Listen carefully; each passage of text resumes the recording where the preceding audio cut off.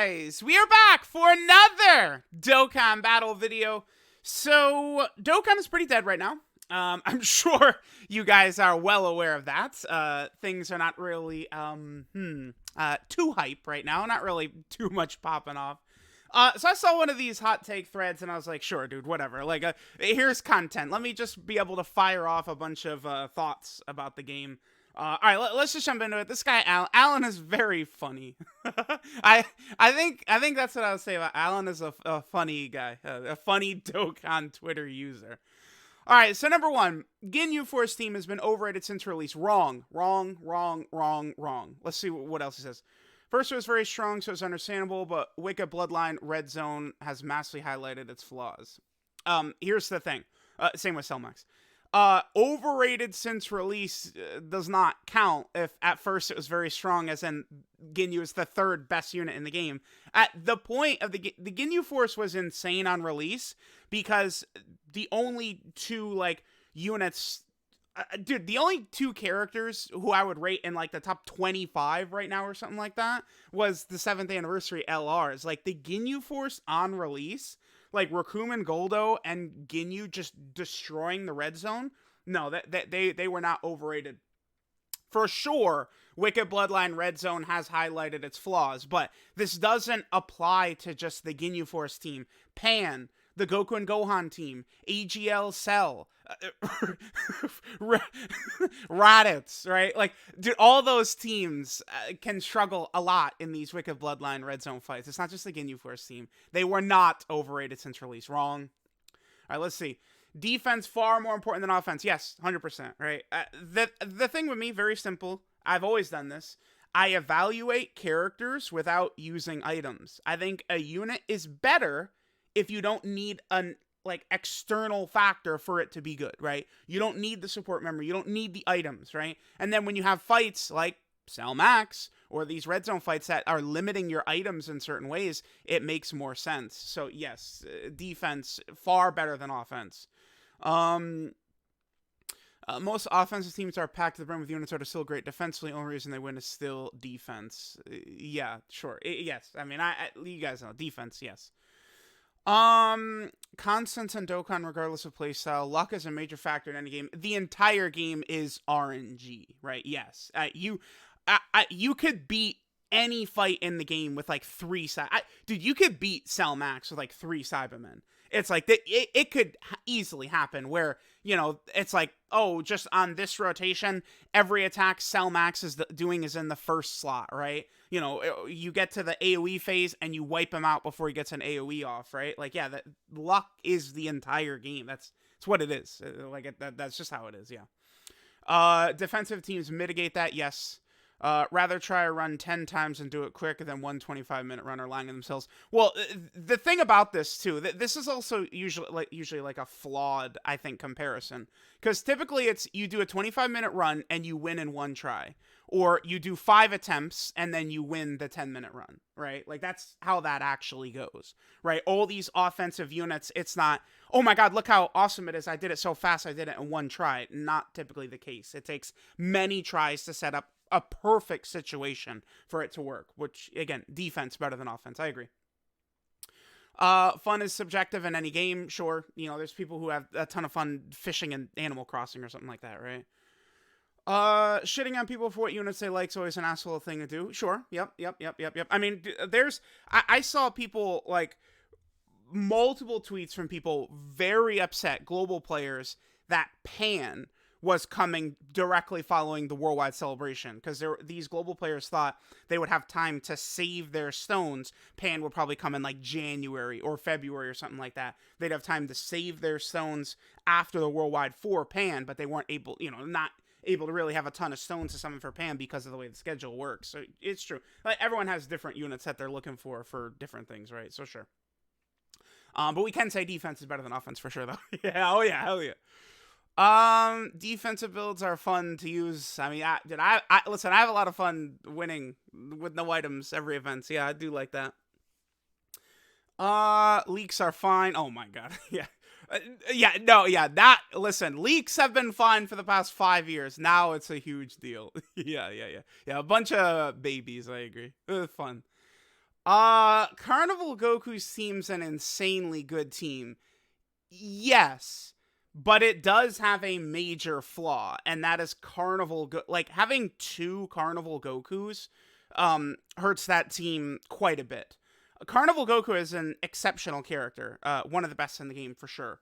But it's like when you have two of him on the team and you fall below 50% HP, it gets very scary for him. If you're only running one Carnival Goku, if you're under 50%, 58% HP, you just revive. But I don't like Carnival Goku's team because you have to run two of him, which you can only revive once. So one Carnival Goku revives, and then the other is a sitting duck if you're below 58% HP. I do not like that at all. No way. Beast will be hype wherever he's placed. Yes, it literally does not matter. It's going to be hype. It's going to get top grossing. It's New Year's anniversary worldwide next year. Like it doesn't matter. Yeah, it's brand new, fresh Dragon Ball content. Yes. Hype does not matter nearly as much as many make it out to be when it comes to Dokkan sales, kit, stone sales, banner placement. Yes, I mean everything is a factor. It all factors in. I mean, we saw Path to Power Dokkan Fest Kid Goku. And at least for the Japanese side of the community, was very hype. He was very good. He's one of the best units in the game. But like the release, they released him right around the time that like all these like prices were changing on these games. It's not just a Dokkan thing, right? Like it's not like, oh my god, Dokkan's the biggest idiots in the world. Like you guys, all these gacha games and like there was all these like price changes in the EU and stuff like all these factors happened at once. And so Dokkan didn't have their sales for several days, so Kid Goku underperformed. He did several days after his banner release, like he sold well, but it took a couple of days. So it's like you know like all these things do factor in for sure. Hybrids are straight up the best thing. Oh, dude, listen, I don't care about 2021. We're in 2022 now, Alan, man. Hybrids is awesome, man. Yeah, I'm a hybrid stan, but I have no thoughts on this. We're in 2022. Blue Kaioken Goku is always good for Super Battle Road. I don't know why people shout on him. Sora was right on that one for once. The Spirit Bomb nuking method, because the thing with Spirit Bomb Goku is his active skill condition. It's a little bit tight in that you have to have all the reps of Universe 7 units on the team, but there is no turn condition on it. So it's something where it's like, you could just do like turn after turn after turn after turn of spamming the Spirit Bomb, right? Which does the huge damage, but then also gives the massive support buff to the rest of the rotation. Yeah. Active skills that don't have turn restrictions, like these attacks like that. LR, STR, Kaioken Goku has one as well. Those are very good, right? Best time of the community is when we're all speculating about hype upcoming celebrations. For me, I think it's like when the banners are like dropping and about to drop. Like right about like the data download and stuff's already happened, banners about to drop. That's when people seem to be very excited. 8th anniversary is either gonna no 8th anniversary is gonna be fun. None of these anniversaries have ever happened where people are like, sheesh, man, not really. They're kind of missing, right? Like the 5th anniversary in hindsight wasn't that great, but the characters were unbelievable. Like 5 thumbs up, incredible, like Vegito Blue and Gogeta Blue. So like it doesn't even matter. Like people, again, the 5th anniversary is really not that good. But people don't look back at that thinking that. They think it was incredible because the Blue Fusions were like some of the hypest characters Dokkan's ever released, right? The 8th anniversary is going to be one of the best celebrations in Dokkan history. I don't see them failing there. It's a hugely positive thing that Goku and Vegeta or Fusions get less Dokkan Fest exclusive LR slots each year. I think that he meant each year right there. Give them the other characters for a couple of years. Sure. The thing is fusions are completely dead right now, right? Like it's like if we're gonna count the LR gods as a fusion character, which I guess we should because they're on like fusion and stuff like that. Yeah, then LR Super Saiyan 4 Gogeta like really needs help. Like Super Gogeta is usable, Tech Kefla is usable, but it's like, dude, like maybe I'm crazy. I feel like we're due for fusions. When was the last Vegito that they dropped? Can anyone answer this for me? I believe the last new like Vegito character. Let's pull this up. Let's pull this one up. I believe the last new Vegito character was Super Saiyan 4 Vegito at the end of 2020. Am I wrong in that? I mean, not counting EZAs, of course. Um, yeah. Yeah, see that's exactly the point, right? We haven't had a Vegito since the end of 20. Vegito is like the money Dragon Ball character.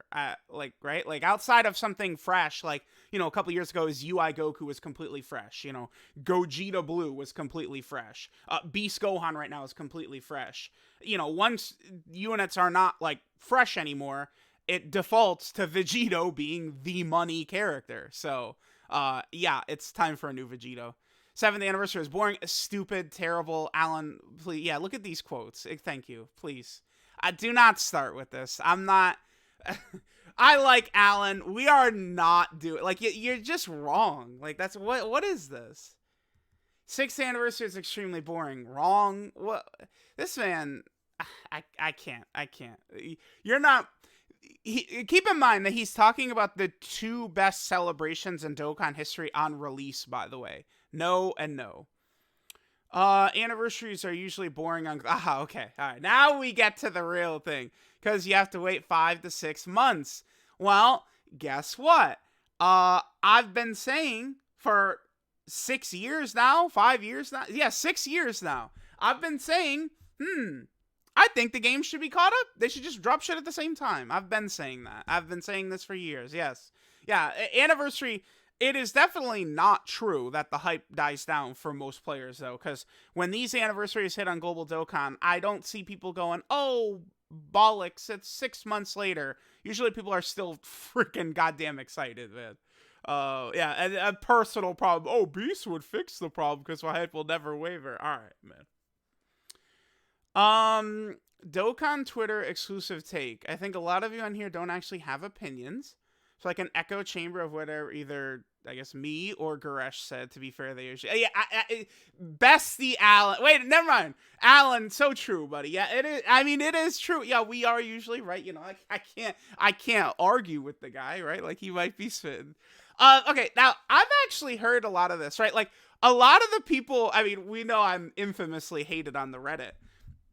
What a lot of people have told me is that, like, it's not just, like, the Reddit can't keep my name out of their mouth, which is true, right? Like they're usually mention me all day long, but it also goes both ways, is that people who like me go over there, like someone will say like, oh, this character is good or bad or boring or blah, blah, blah, blah, blah. And then someone will reply and say, oh, well, Truth said this, right? People say that happens a lot. So I would believe this, right? Like, yeah, it's, it does happen. Usually when you do have unique takes, they stink. Alan, Alan, buddy. Yeah, man, usually when you do have unique takes, they stink. Yeah, Alan, I agree. Alright, man. Androids could have been a top 1 team like half a year ago.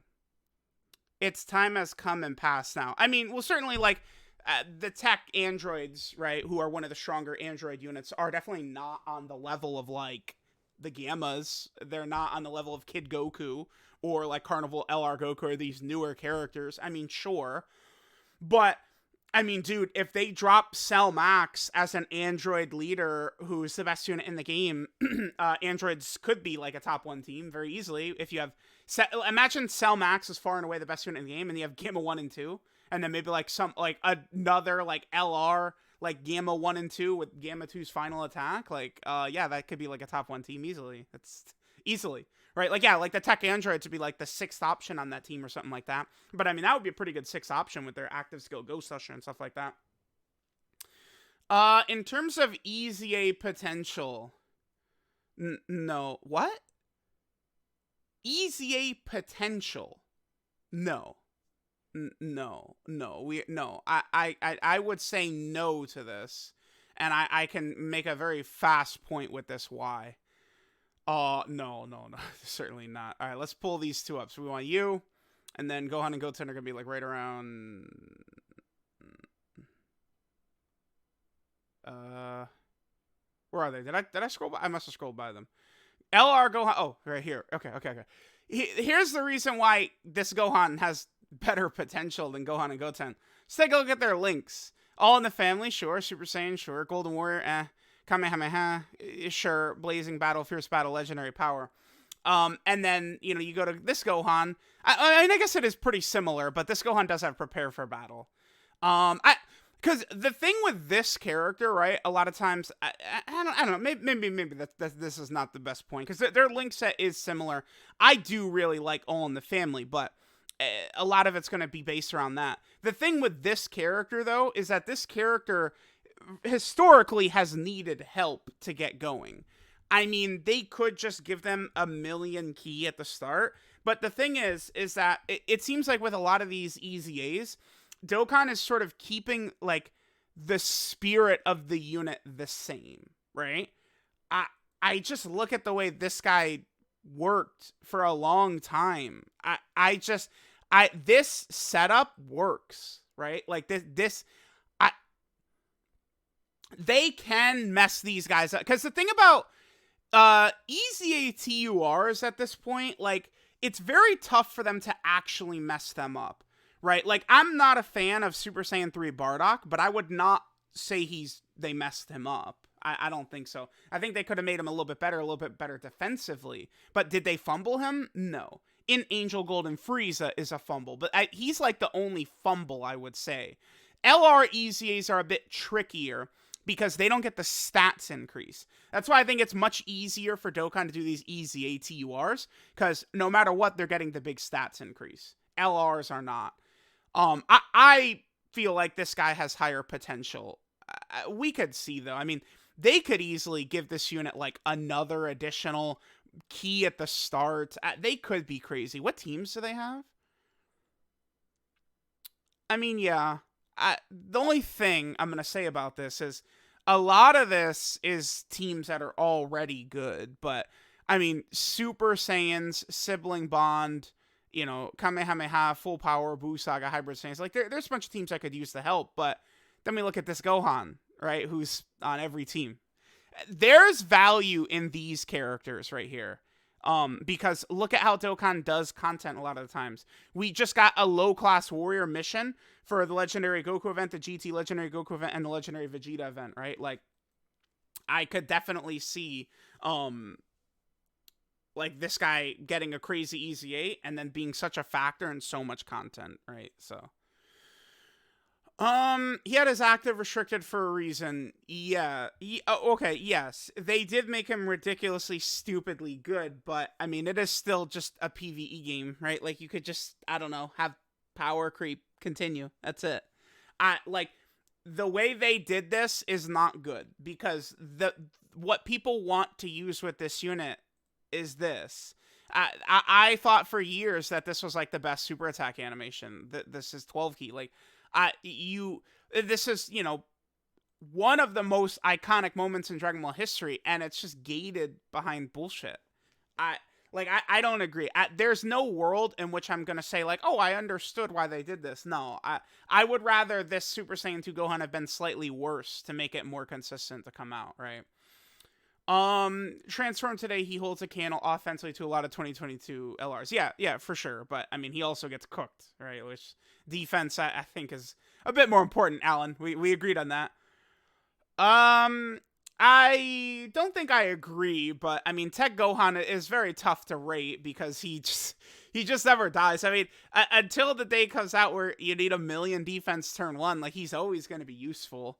I mean, he does, in some of these Wicked Bloodline Red Zone stages, he could take a lot of damage early on, right? And then Cell Max hits so hard that even Gohan is typically taking a reasonable amount of damage from him as well, which just hurts how good overall this guy could be, right? Because it's like, are they going to push us more towards a path of dodging being the strongest thing, right? Like, Cell Max, it's like Carnival Goku will eat Cell Max, a super attack for, 300k or something like that. And like, oh, yeah, pretty good, right? Like, that's why dodging, man. You just take 0 from it. That's what you need. I don't agree. Tekkon shits on them. No, we're not saying that.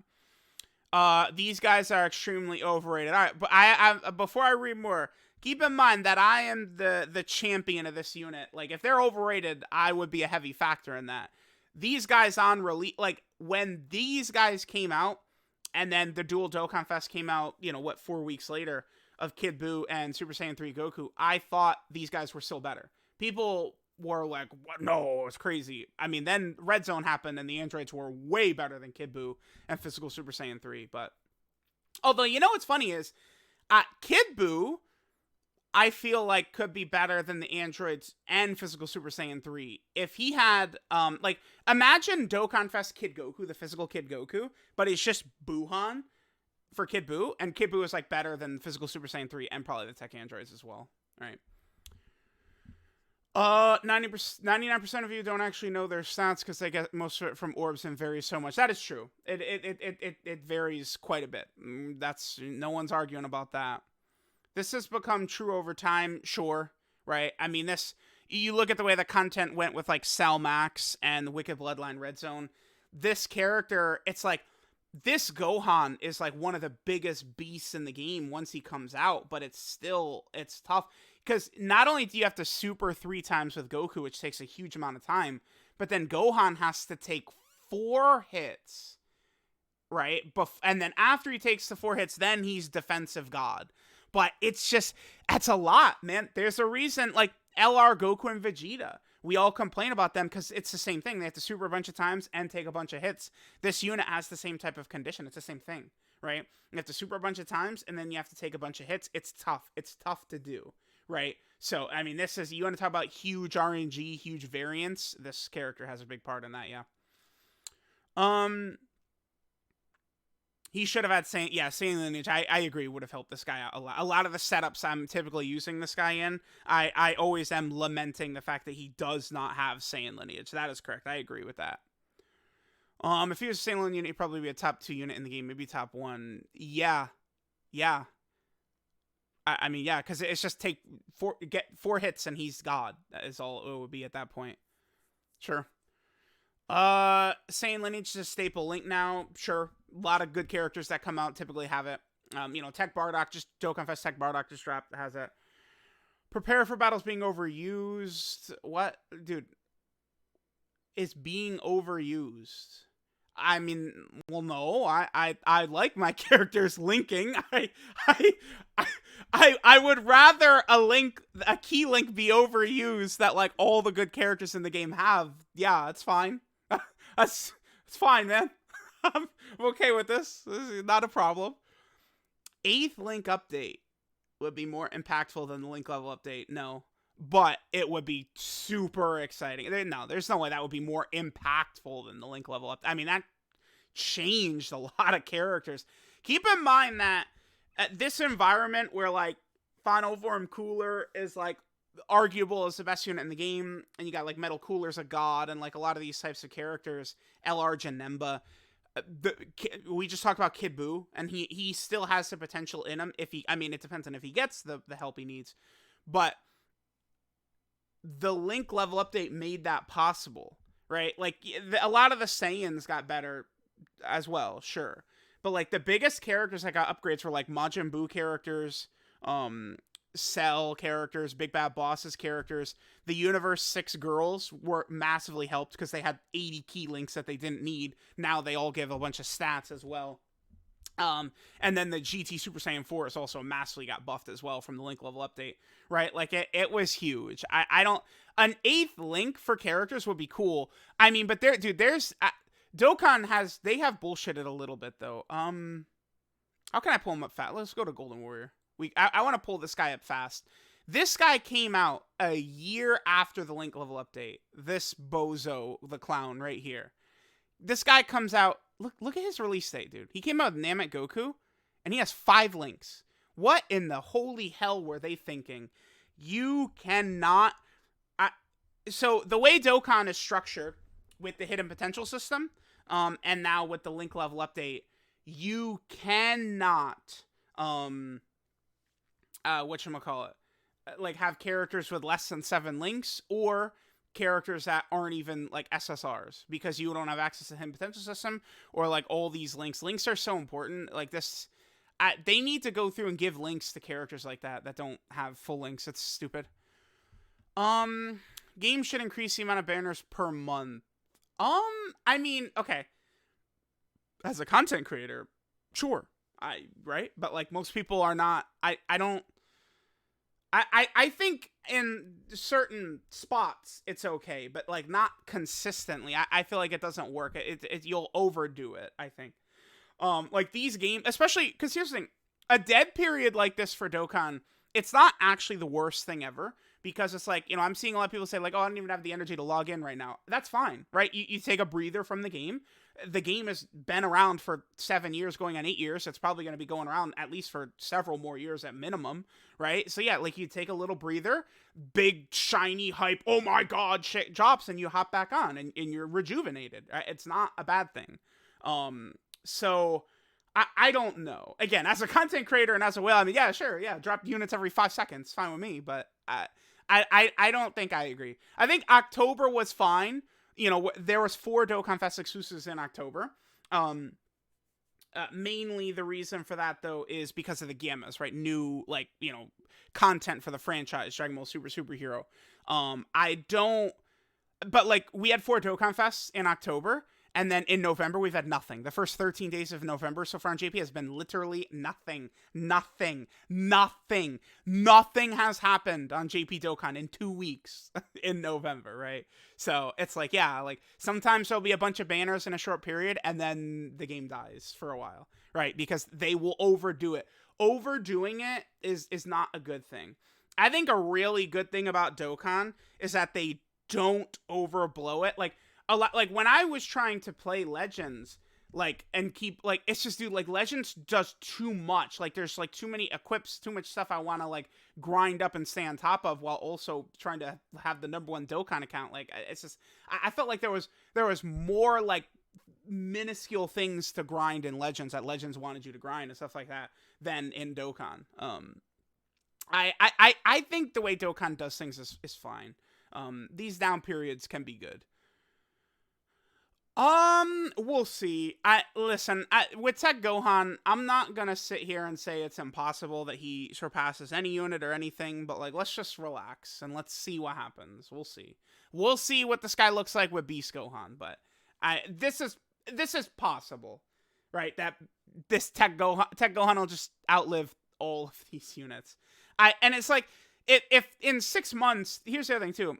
Let's say, like, yeah, like, dude, like, Beast Gohan is the #1 unit in the game by far. Tech Gohan, shares 5 out of 7 links with him and is amazing in Saw 2 and blah, blah, blah, blah, blah, sure, whatever.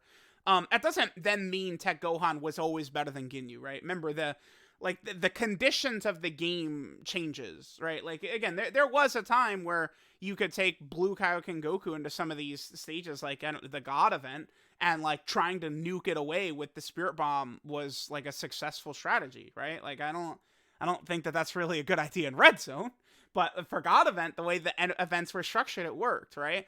There's a very good chance we might have the type of difficult content structure change in 2023, though. So it's impossible to tell. We'll see. Cooler's team will be hit extremely hard if hard content becomes super class. So will all extreme teams, and you're delusional if you think otherwise. Okay. Here's the thing. I see where he's... Right now, there's 20 super tough fights. The 19 Red Zone stages, and then Cell Max, which are all villains.